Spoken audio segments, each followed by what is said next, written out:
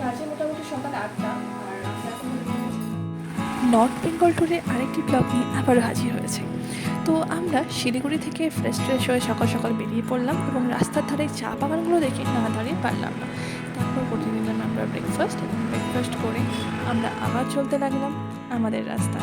এবং যেতে যেতে এই পাহাড়ি সুন্দর রাস্তাগুলো এতটা ভালো লাগছিল যে মাঝে মাঝে না দাঁড়িয়ে থাকতে পারছিলাম।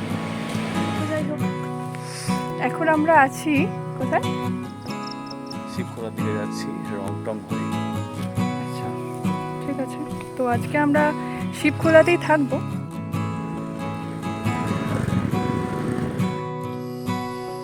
যেতে যেতে রাস্তার ধারে হঠাৎই চোখে পড়লো এই পাখি, মানে হর্নবিল। ভাবা যায়, আমরা তো দেখে অবাক হয়ে গেছিলাম, 4টে হর্নবিল ছিল।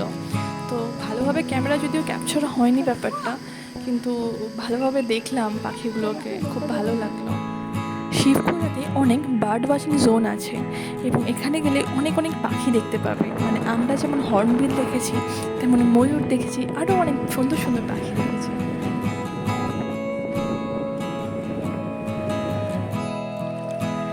শিবখোলা নেচার ক্যাম্পে যেতে হলে এই নদীটা পেরিয়েই সেই ক্যাম্পে যেতে হয়। এটা একটা কিন্তু খুব ভালো মজার জিনিস। আমরা চলে এসেছি। এটা হলো এটা আমাদের হোমস্টে রুম। এটা হোমস্টে না, এটা একটা ক্যাম্প, নেচার ক্যাম্প। এখানে 4 বেডের রুম আছে। আমরা যদি 2জন থাকবো, ওই রুমটা অ্যাভেলেবল ছিল বলে এটাই নিতে হলো।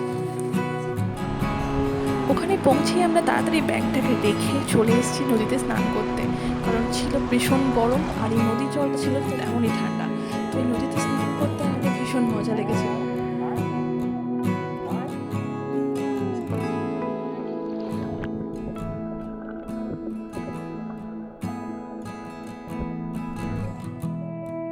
আমাদের এই পুরো ট্রিপটাই ছিল আনপ্ল্যান্ড, কিন্তু আমি অবশ্যই সাজেস্ট করবো যারা এই শিবখোলা আসবেন ভাবছেন তারা কিন্তু অবশ্যই আগে থেকে বুকিং করেই আসবেন, কারণ শিবখোলাতে এই নেচার ক্যাম্প ছাড়া আশেপাশে কিন্তু কোনো হোমস্টে বা কোনো থাকার জায়গা নেই, একমাত্র এটাই আছে।